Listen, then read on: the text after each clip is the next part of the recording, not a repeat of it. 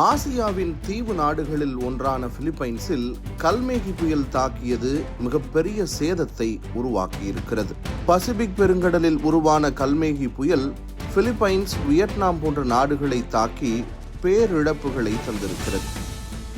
இந்த புயலால் பிலிப்பைன்ஸில் மட்டும் 224 பேர் உயிரிழந்திருக்கிறார்கள். கல்மேகி புயல் பாதிப்பில் இருந்து மீள்வதற்குள் பசிபிக் பெருங்கடலில் பாங்குவோங் என்ற மற்றொரு புயல் உருவானதால் நிலைமை கட்டுக்குள் இல்லை.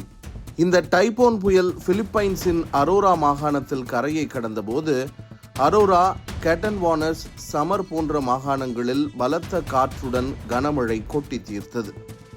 பல்வேறு பகுதிகளில் கனமழையால் வெள்ளமும் நிலச்சரிவும் ஏற்பட்டது.